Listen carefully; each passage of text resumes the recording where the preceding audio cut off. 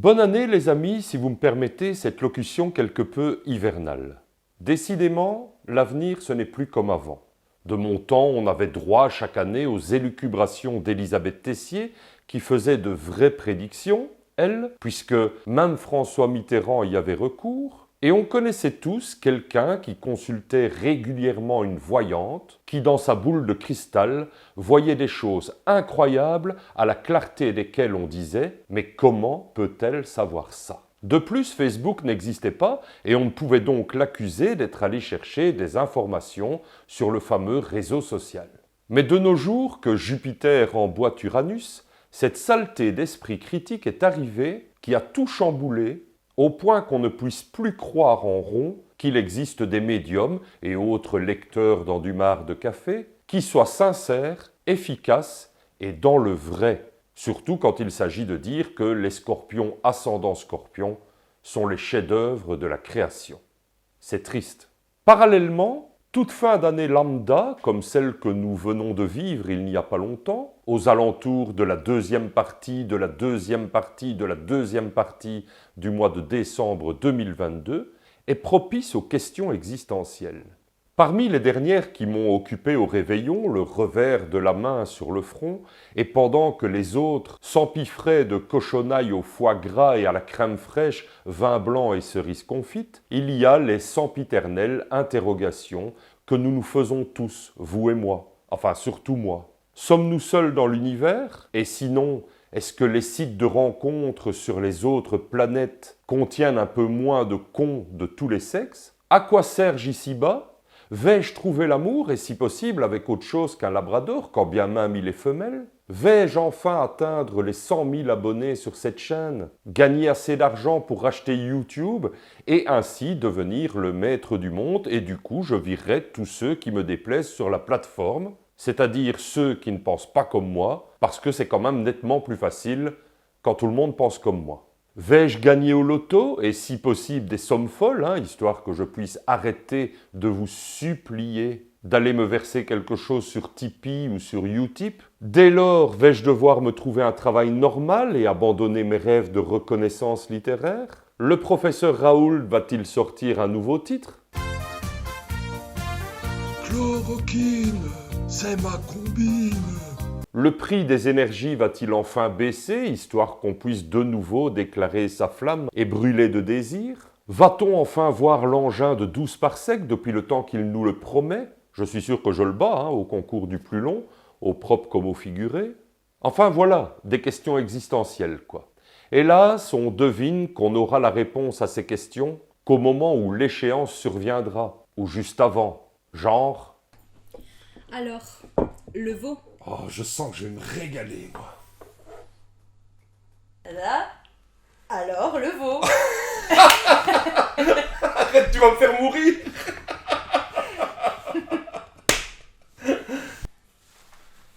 Alors le veau.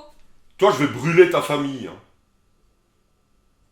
L'art divinatoire, ce n'est décidément pas donné à tout le monde. Certes, on n'aimerait pas trop connaître la date de sa mort, ni même si notre histoire d'amour va sombrer dans les eaux boueuses des tromperies ou de l'habitude, mais pour le reste, pour tout ce qui est positif, on trouverait matière à se projeter si seulement on savait que des événements heureux nous attendent au bout du tunnel. On est donc en général preneur des chiffres du loto, de l'intitulé des bons placements, du prénom de la fille qui nous aime en secret. Si mon patron va enfin recevoir le Gérard du salopard pour l'ensemble de son œuvre, coup de pied dans les couilles inclus, et en général de tout ce qui nous donne l'occasion d'espérer quelque chose de plus ou moins radieux pour l'année qui vient. C'est la raison pour laquelle je fais cette vidéo. Longtemps, je me suis amusé à regarder les prédictions pour l'année qui allait venir, mais avec 1 an de retard.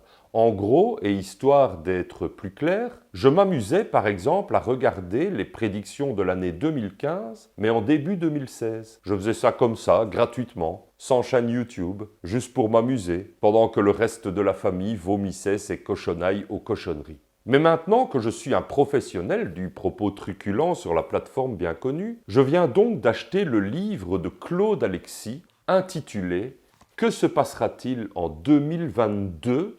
aux éditions Exergue. je l'ai lu en entier et j'ai comparé avec les faits qui se sont effectivement produits l'année dernière. C'est important parce que je me suis laissé dire que le gaillard commettait un livre par an depuis au moins 2014. Et comme disait Coluche, on doit en bouffer parce qu'ils nous en vendent. Si Claude Alexis continue à écrire ses petits délires, c'est qu'il y a des gens pour les acheter. À moins qu'il fasse cela par philanthropie, parce que son chirurgien qui le botoxe et l'implante en cheveux est également philanthrope. Mais j'en doute. La fois dernière, j'ai moi-même payé des 1000 et des 100 pour me faire refaire les seins, pour un résultat, ma foi, bof. Bref, cessez s'il vous plaît de retarder le moment où il faudra lancer le générique. J'en viens donc aux faits. L'exercice qui consiste à regarder les prédictions des médiums avec un an de retard est très amusant et montre à tout le moins que Claude Alexis et tous ses petits copains de l'art divinatoire et du Vogelpick réunis comptent beaucoup sur notre flemme à vérifier et sur notre mémoire gruyéresque pour asseoir leur petit business. On vérifie, comme disait l'autre? Ah, il le disait mieux. Personne ne l'égalera jamais. Sam, si tu nous regardes. Allez, on vérifie. Juste encore une petite chose. Comme moi, je suis un véritable voyant, pas comme tous ces gens qui sont autant médiums que ma mère est l'un des Beatles, je me permettrai, à la fin de cette vidéo, de vous faire de véritables prédictions pour l'année à venir. Moi. Résultat garanti, satisfait ou remboursé, pas d'utilisation prolongée sans avis médical.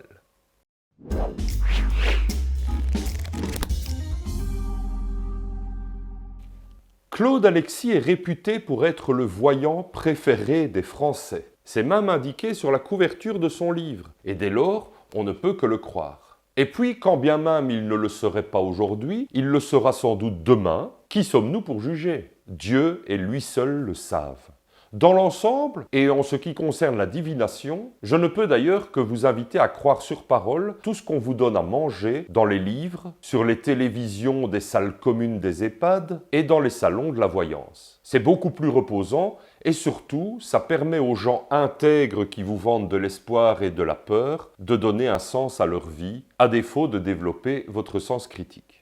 Au début, lorsque j'ai eu l'idée de cette vidéo, je me suis mis à regarder tous les films sur YouTube concernant l'année 2022 et fabriqués par des voyants justement. Bien entendu, la chose était déjà édifiante et il y avait énormément matière à s'amuser. Personne ne parlait de l'Ukraine avant mars 2022, la plupart parlaient de reconfinement total, d'une surprise aux élections présidentielles, d'une météo qui se dérègle et que sais-je encore, qui vous amusera énormément si vous prenez la peine de les regarder. J'en ai mis quelques-unes en description. Mais finalement, j'ai préféré me concentrer sur le livre de Claude Alexis. Tout d'abord parce que je l'ai acheté, pour une fois, en version papier, et que je tiens à le rentabiliser. Le mec n'a même pas pris la peine de le sortir en version numérique, ce qui m'aurait permis de le craquer, plutôt que d'aller enrichir sa mèche blonde. Et puis parce que c'est le voyant préféré des Français, bon sang de nom de Zeus. Maintenant, qui a déclaré ça? On ne sait pas. On sait juste que c'est le voyant préféré des Français. Voilà. Point à la ligne. Bref, depuis une quinzaine d'années, les choses ont changé et ce n'est plus aussi facile de les prendre en défaut, les voyants. Ils ont réponse à tout lorsqu'on les prend la main dans le sac de runes. Ils ne parlent plus de la même manière face aux erreurs de jugement qu'ils commettent. Autant dans le passé, ils utilisaient le futur pour décrire ce qui allait nous arriver, autant aujourd'hui, ils utilisent évidemment le conditionnel.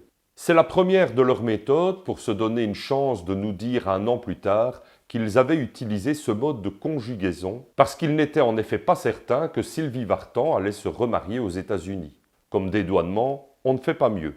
Mais ce n'est pas leur seule méthode. Comme ils savent qu'on va trouver matière à redire si par malheur un Belge pointilleux décidait de vérifier leurs allégations, ils parlent désormais d'une seule voix pour dire qu'ils ont le droit à l'erreur, c'est-à-dire que si leurs prédictions ne se réalisent pas, c'est parce qu'ils ont peut-être mal interprété certains signes et qu'ils voudraient bien vous y voir, vous. Ils disent que si ça ne se produit pas dans l'année, ce sera peut-être dans les 3 ou 4 ans qui viennent. Avec ça, ils sont encore plus tranquilles du côté de la mémoire collective.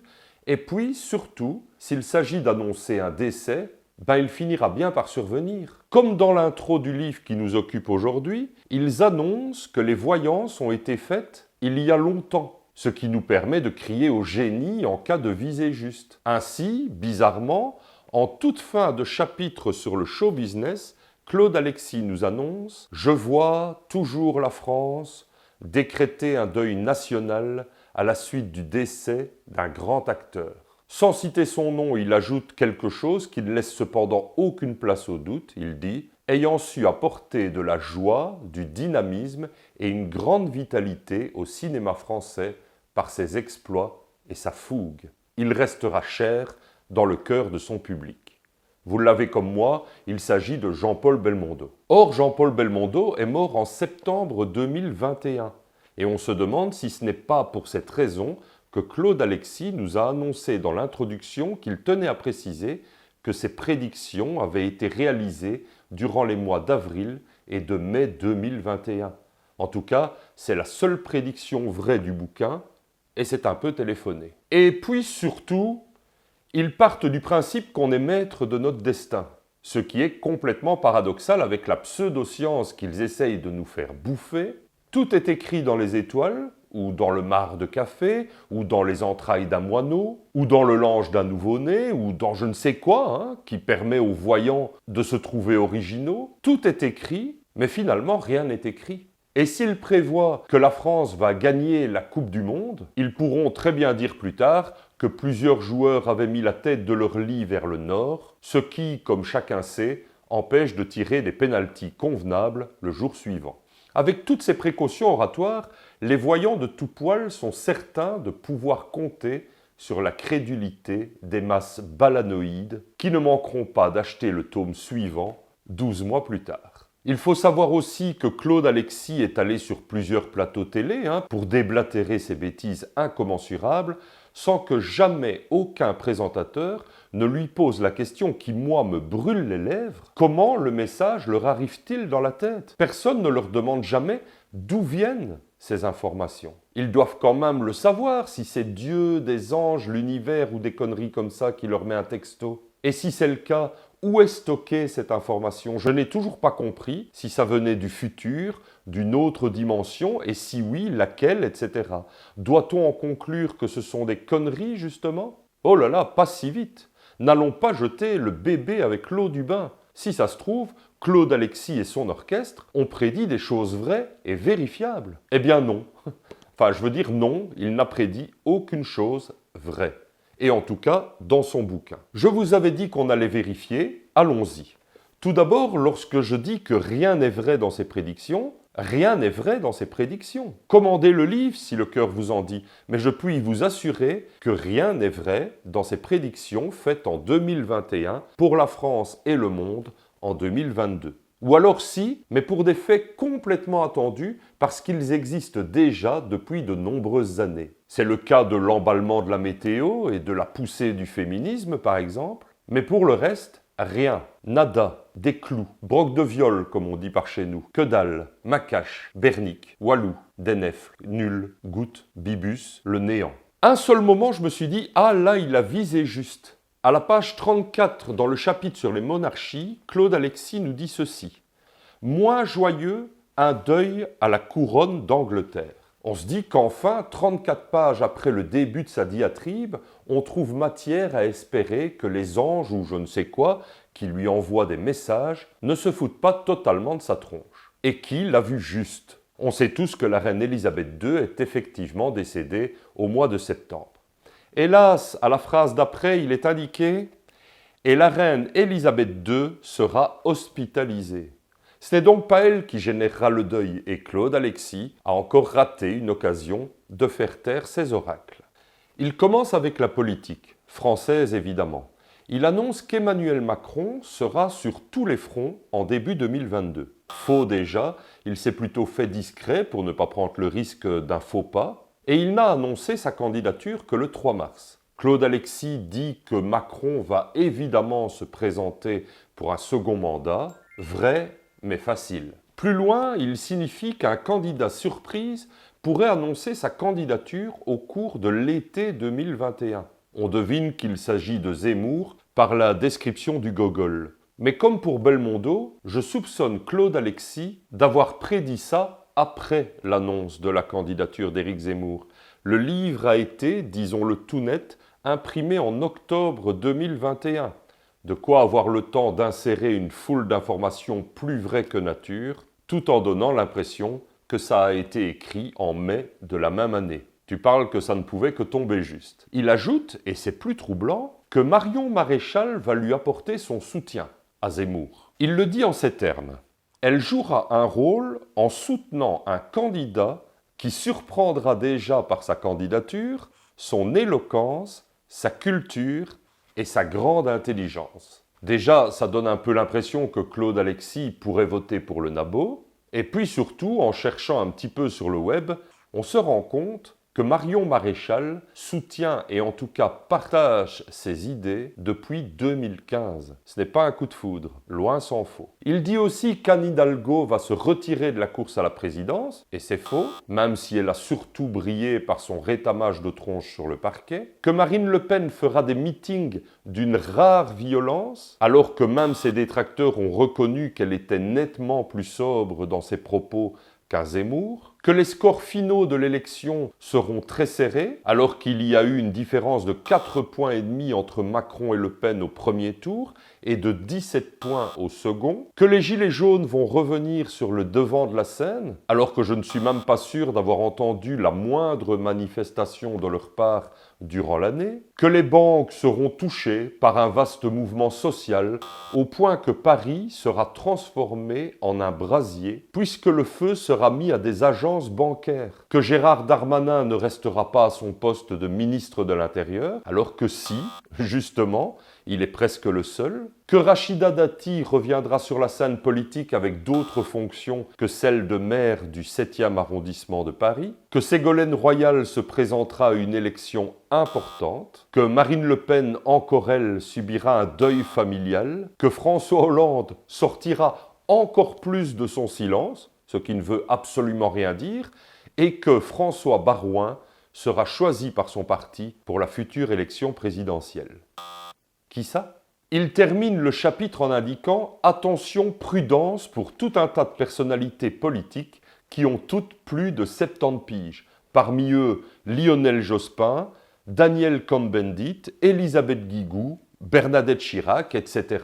Et on observe à quel point toutes ces prédictions, c'est du blabla pour gaver les oies consommatrices. En effet, comme Claude Alexis n'est pas un vrai voyant, pour peu que ça puisse exister, il ne peut pas être certain que ces gens-là vont mourir. Alors il dit simplement qu'ils doivent être prudents. J'imagine que si on lui fait remarquer que pas un n'est décédé, il dira qu'en effet, ils ont été prudents et que c'est la preuve qu'il avait raison. Bon, voilà déjà un premier chapitre bien fourni en grosses conneries pour chaland des rayons New Age de la Fnac. Mais le pire est à venir. Dans le chapitre sur les médias, tout est faux également. Du changement de la présidence de France Télévisions et de TF1 au grand remaniement de cette dernière, avec des animateurs qui annonceront leur départ avec fracas, en passant par l'annonce que Jean-Pierre Foucault ne présentera plus les Miss France dès 2022, 2 pages de fake news. Au rayon divers, des églises, des cathédrales, des synagogues et des mosquées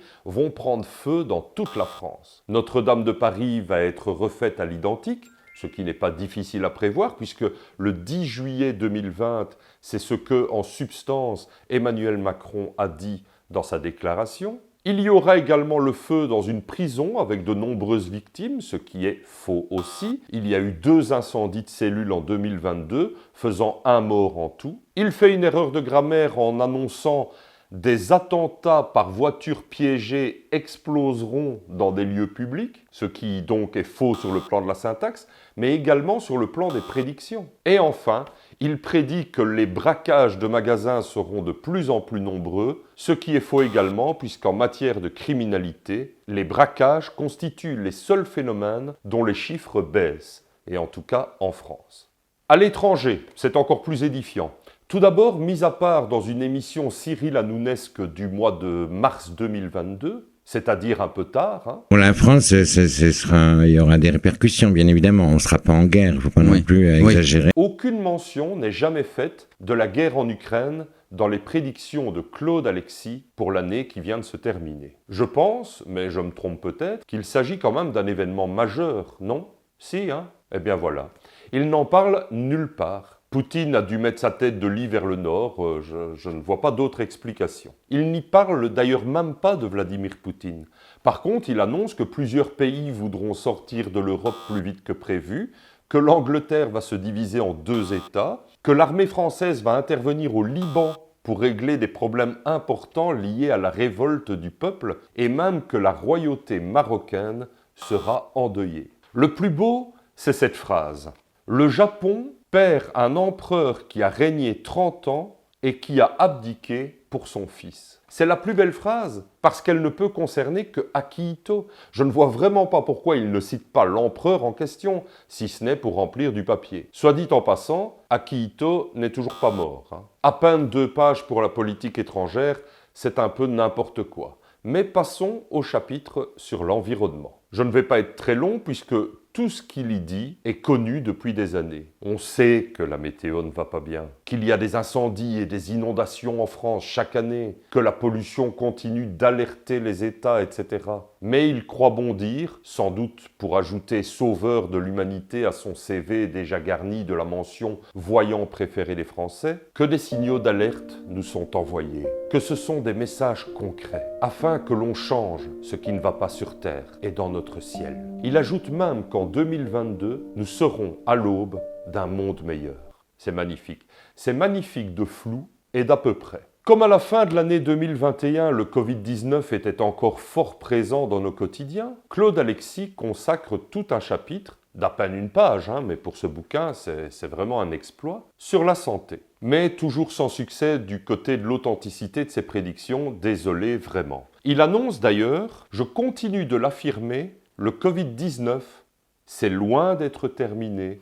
Nous devrons attendre 2024 pour avoir un vaccin fiable et tout ne sera qu'une guerre financière. Les hôpitaux subiront de nombreuses vagues successives d'engorgement à cause notamment des enfants qui tomberont malades à leur tour. Les pays paniqueront et un nouveau virus verra le jour qui sera aussi important que le Covid-19. N'est-ce pas qu'on rigole bien quand même ?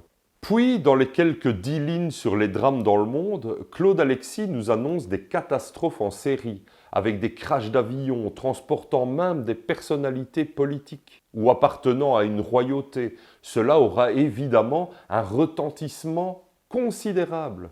Et la disparition d'une personnalité dans ces conditions marquera le monde. Ben c'est faux. Évidemment, puisque d'après mes calculs, 27 accidents d'engins volants ont eu lieu en 2022, avec un total d'une 30aine de morts. Aucune grosse catastrophe aérienne n'a été répertoriée, et il annonce qu'il voit toujours un palace qui brûle dans la capitale, un hôtel de luxe parisien en feu, au plein cœur de la ville de Paris. Louons notre Seigneur qu'il n'ait pas été y bouter le feu lui-même dans un souci de vérité historique. Alors pour ce qui est de la monarchie, il annonce un nouvel enfant pour Kate et William, ainsi que pour Harry et Meghan. C'est faux. Encore et toujours. Il déclare aussi que ce couple fera son retour dans la monarchie en grande pompe médiatique et que Harry se rendra compte de ses erreurs. Le dernier documentaire sur Netflix à ce propos est sans doute une fiction. Du côté de Monaco, 2022 verra Charlène se faire décerner un nom de rue de la principauté alors que je n'ai absolument pas trouvé cette information. Que Charlotte sera encore enceinte et que le rocher sera en deuil.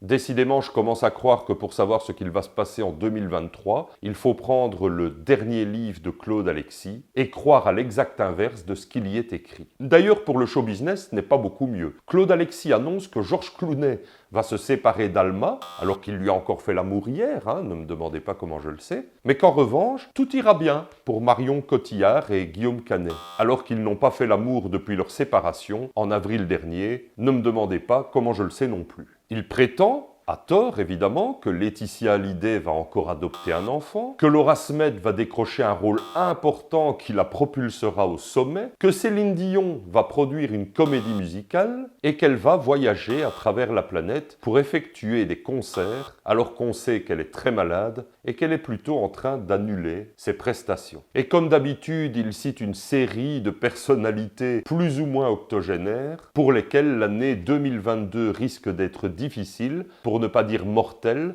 mais ce serait prendre trop de risques que de prononcer ce mot. Toutes les personnes citées, d'Adamo jusque Renault, en passant par Alain Delon, Enrico Macias, Lynn Renault, Brigitte Bardot et j'en passe, sont bien vivantes à la fin 2022. Sauf Régine, mais celle-là, elle n'a jamais pu faire comme les autres. Voilà, c'est tout. Le reste du bouquin, c'est-à-dire les 4/5, sont destinés aux prédictions astrologiques, signe par signe, et aux autres voyants et médiums auxquels Claude Alexis a bien voulu laisser quelques places. Alors il faut quand même que je reconnaisse l'exactitude des paroles de Claude Alexis dans son chapitre sur les prédictions astrologiques.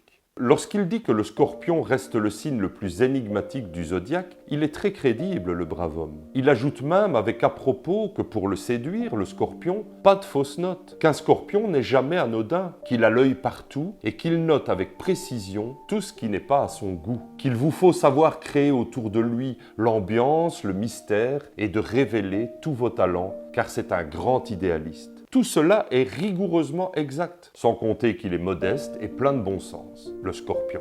Je vous passe le chapitre sur l'astrologie chinoise, sur celui de la divination et de la régression, pour m'arrêter sur le petit chapitre écrit par Pierre-Emmanuel Plaise, la voyance par l'objet. Je vous passe également la théorie qu'il nous livre, comme si c'était à notre portée, mais dans ses prédictions, il annonce que 2 étoiles, à des années-lumière de la Terre, vont entrer en collision et que cette collision sera visible de la Terre. Je suis prêt à le croire sur parole, d'autant que ça s'est réellement produit. Petit hic, cependant, le National Geographic avait fait un article sur le phénomène en 2017. Le même voyant déclare que la finale de la Coupe du Monde de football se fera entre le Brésil et l'Allemagne, que la finale de l'élection présidentielle de 2022 se jouera entre 2 femmes de la même couleur de cheveux, blonds, que la vaccination contre le Covid-19 deviendra obligatoire et qu'au niveau international, à part la Corée du Nord qui fait rien qu'à embêter les États-Unis, il ne se passera rien de bien notable. Et tout le reste du bouquin n'est que théorie et marche sur des œufs. C'est à peine s'il n'est pas dit que si on traverse l'autoroute sans regarder, on risque de se faire écraser, mais que ce n'est pas sûr quand même, parce que ça dépend si les usagers de la route sont béliers ou nés une année qui se termine par 6. Décidément, et pardonnez-moi de ne pas mettre plus de forme dans cette énumération, mais il n'y a pas un voyant pour rattraper l'autre, et je suis poli. Alors je ne sais pas si je peux vous recommander l'achat du bouquin parlant de 2023 et signé par Claude Alexis, le voyant préféré des Français qui avale du complot et du paranormal de pacotille au petit déjeuner. Mais il y a de fortes chances que si vous dépensez cet argent, une vingtaine d'euros quand même, pour offrir un verre à vos copains ou pour verser cette somme sur mon Tipeee, vous aurez nettement plus de satisfaction et plus de bénéfices, fussent-ils moraux. Parce que, non content d'être un faux voyant, Claude Alexis n'est même pas un bon analyste politique. Il s'est basé sur des faits déjà acquis, ou sur des sondages, ou sur le fameux bon sens, qui est l'apanage de tous les imbéciles qui courent les rues et qui croient détenir la vérité sur un tas de sujets pour asseoir ses prédictions. Il avait également, comme c'est devenu sa tradition depuis de très nombreuses années, compté sur notre crédulité pour vendre un bouquin qui, je vous le prédis, va pourtant pas mal fonctionner. J'ai pris le cas de Claude Alexis, qui est très certainement un charmant bonhomme, pour qui aime les gens comme Claude Alexis, mais je vous promets que parmi les 30 ou 40 heures de vidéos que j'ai visionnées du chef de n'importe quel prétendu voyant, il n'y a que très peu de prédictions qui ont fait mouche. Dans une même émission, j'ai même vu des contradictions entre voyants. L'un qui disait que la France remporterait le mondial, et l'autre non. On imagine aisément que l'un des deux aura raison. Une question qui lui brûle les lèvres. Est-ce que la France va conserver la Coupe du Monde en 2022 ? Je vois effectivement la France conserver son titre de championne du monde. Vous devriez partir. Non, ils seront pas champions du monde. Voilà les amis, si vous me permettez cette locution pour aller me coucher dans pas longtemps. J'ai fait le tour de ce bouquin que je vais m'empresser de jeter avec les papiers cartons dès demain. Mais je vous avais promis mes prédictions qui, elles, sont vraies. J'en mets ma main à couper. 1. La fin du monde n'est pas pour demain matin. Avec ça, je suis tranquille. 2. Celui qui pourra se vanter d'être mon arrière-petit-fils n'est pas encore né. Et 3. Quand on nous souhaite la bonne année, on pense tout le temps et automatiquement à ce qui pourra nous arriver de bien. Je veux dire à nous. Nous pensons mériter tout le bonheur du monde. Argent, santé, rencontres, vacances, amour, amitié, soleil, bonne ambiance au boulot, augmentation, pouvoir d'achat, etc. Nous pensons mériter tout ça au nom de notre vie difficile ou parce que nous croyons qu'elle l'est. En aucun cas, nous nous demandons si nous avons des devoirs envers l'année qui vient et envers ceux qui la peupleront. Les autres ont leurs problèmes, nous avons les nôtres, point barre. Qu'ils aillent se faire pétiller la bulle ailleurs. À la limite, nous leur souhaitons à notre tour la bonne année, mais sans promesse que nous ferons en sorte qu'elle le soit, ni même que nous serons là en cas de coup dur. Ce n'est pas que nous ne les aimons pas, c'est juste que nous avons assez avec la poursuite ou la construction de notre propre bonheur bien mérité. Quant aux problèmes du monde, que pouvons-nous y faire? Personne n'empêchera une guerre, ma pauvre dame, ou même une catastrophe naturelle. Voilà, c'est comme ça. Pourvu qu'il fasse beau quand on ira donner notre argent à la dictature turque ou au populisme italien. Pourvu qu'il n'y ait pas trop de monde quand on ira faire les soldes et acheter nos vêtements fabriqués par des enfants agonisants. Car nous ne bougerons pas d'un iota en 2023, et c'est là ma prédiction. Nous resterons pour la plupart sur nos positions, et nous continuerons à creuser notre tombe en consommant mal et en gaspillant les ressources. Les gens qui nous ont blessés ne recevront aucun mot de notre part, et lorsque nous serons en dispute avec quelqu'un, qu'il soit notre père ou notre ami, c'est toujours lui qui aura tort. Nous ne nous remettrons aucunement en question, ce n'est pas le bon moment. Plus tard peut-être. Nous serons toujours fiers d'oser insulter les gens qui nous contredisent sur les réseaux sociaux ou lors d'un dîner de famille. Nous cracherons toujours sur les véganes, les écolos ou les grévistes, les féministes, les hommes, le gouvernement, l'équipe adverse, les rouges ou les bleus, celui qui réussit parce que ça doit cacher quelque chose, ou celui qui est dans la merde parce qu'il nous coûte de l'argent. Les curés, les croyants, les migrants ou les chômeurs. Nous regarderons toujours les mêmes conneries à la télé ou sur le net. Notre univers sera notre maison et l'éternité un concept idiot pour gens crédules. Nous nous dirons athées ou agnostiques parce que c'est tellement ridicule la spiritualité. Nous haïrons toujours les empêcheurs de garder nos traditions en rond et de toute manière, quoi qu'ils fassent. Nous râlerons encore sur la pluie en été, sur le gel en automne, sur la pluie ou sur le gel tout court, sur la hausse du prix des carburants, les chiens, les voisins, les collègues, les gens plus intelligents que nous, qui réfléchissent mieux, qui nous font la leçon parce que l'expérience compte. Et nous mépriserons enfin ceux qui n'hurlent pas avec les loups, les gens heureux, les personnes intègres qui peignent, écrivent des bouquins, passent 2 jours à mitonner un petit plat pour leur amour naissant, qui ne nous servent plus à rien certaines échéances passées. Rien ne changera en 2023. Désolé de vous l'apprendre. Rien ne changera parce que personne ne veut changer quoi que ce soit. Alors on fait quoi pour 2023? On prend le risque de se comprendre mutuellement? Moi, je suis prêt en tout cas.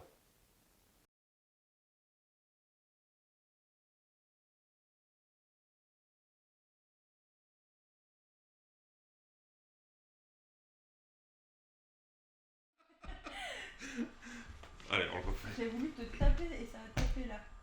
J'avais l'air con. C'est ça que j'ai Taper fait. le... J'ai senti feu. Le veau. Arrête, tu vas me faire mourir. On voit pas trop mes dents. Ça, je le garde aussi. Alors, le veau. Arrête, tu vas me faire mourir.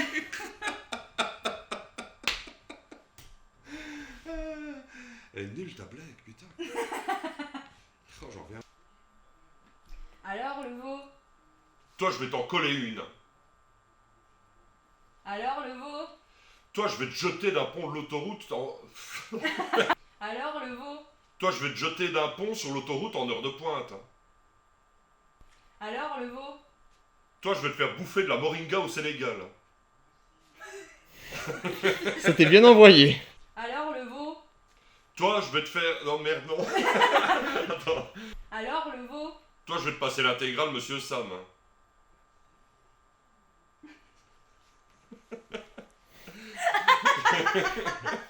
Il entend. Tu vois qu'il entend. Hein. Tu vois, ça, il entend. Hein. Alors, le veau.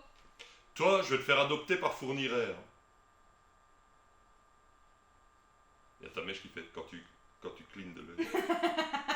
Alors, le veau. Toi, hein. Toi, hein. Moi, Je sais pas. Alors, le veau. Est-ce que ça fume pas assez à mon avis? Alors, le veau. Oh, je sens que je vais me régaler. Est-ce qu'on est sonorisé? C'est Oui. bon, hein? Je sais pas. Oh, je sens que je vais me régaler, moi. Non, c'est dégueu ce qu'il y a dedans. Il y a rien. Tu mens.